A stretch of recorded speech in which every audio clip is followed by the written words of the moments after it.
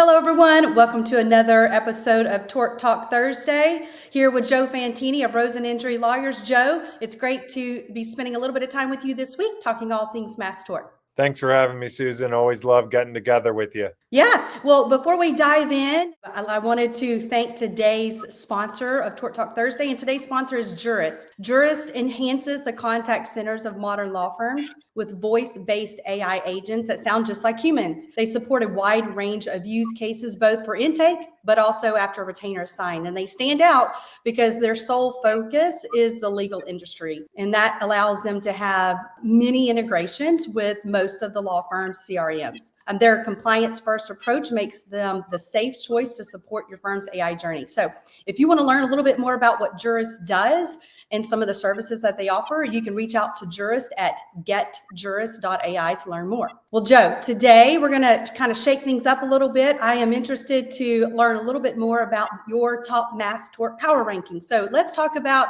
your top 5 favorite mass torts.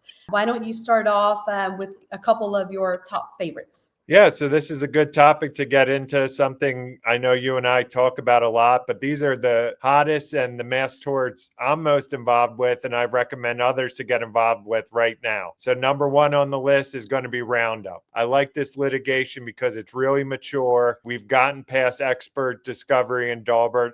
In pretty much every court we've been in, the defendants have settled for over $11 billion, and the cases are going towards trial. We had a defense verdict, unfortunately, last week in Philadelphia. That was the 3rd defense verdict, but we also had 4 plaintiff verdicts in Philadelphia totaling hundreds of millions of dollars. So this is a really mature tort. We know what the injuries are. The experts have kind of proven it up, and there's a lot of trials scheduled. So that's the reason why I'm really into Roundup, and I'm going to remain into Roundup going into 2025. Fantastic.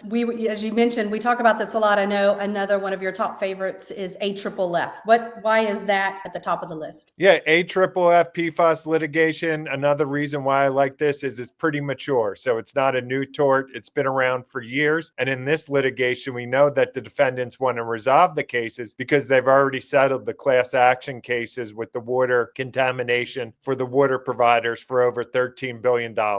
So we have 3M, other very large defendants. We know what the injuries are. We know where the injured plaintiffs are. And this litigation is really far along now. We're in the process of serving expert reports, and we have a trial scheduled for next year. So we know the injuries, we know the defendants can pay, and these are severe injuries with cancer. So that's another reason why I like AFFF PFAS litigation coming in number 2 on my power rankings. Speaking of cancer as injuries, I know another tort is at the top of the list is hair relaxer. So tell us a little bit about your reasons why that's one of your favorites. So hair relaxer isn't as far along as some of the other litigations. We haven't completed regular discovery and served expert reports yet, but there's a lot of support out there in the literature and the science behind these cases, focusing on uterine, ovarian, and endometrial cancer. Basically, what's going on is we have almost 10,000 cases pending in the MDL. We actually do have a trial date. It's not going to be for at least a year, but it shows these litigations are going forward. So this is the top case that I have where we haven't served expert discovery. I think there's a lot of opportunity to still get involved and help some very needing clients in this litigation. And I know both Depo-Provera, I know you're excited about that one, and wanted you to mention a little bit on Paraquat.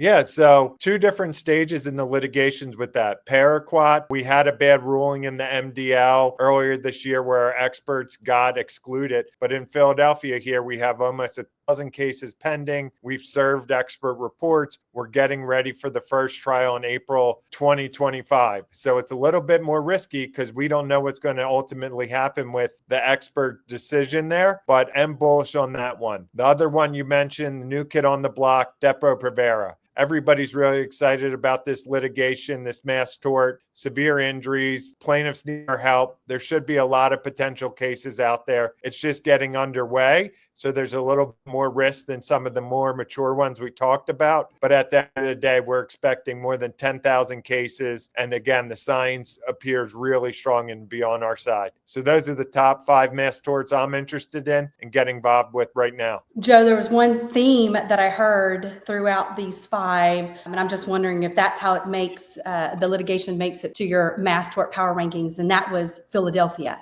Is that one of the reasons that some of these litigations make it on your top 5 list? That's definitely a factor, where it's venued at. But any case here in my hometown, we have Sure. wonderful jury pool here in Philadelphia, I've heard. And so it's a great mass tort department. Any case in Philadelphia is something I'm usually involved with. Yeah, absolutely. Well, Joe, as always, grateful for you to take a little bit of time to visit with me and to share with the industry the latest and greatest as it relates to mass tort industry. And I'm sure you will share the same sentiment. We wish and hope everyone a happy holiday for next week. Yep, certainly, Susan. Thanks for having me. Thanks, everybody, for watching. If you would like to hear the industry's latest news and updates, please make sure to subscribe to the Caseworks channel. Simply click the button below and make sure you have on notifications so that you are the first to hear of the latest updates and insights. Until next week.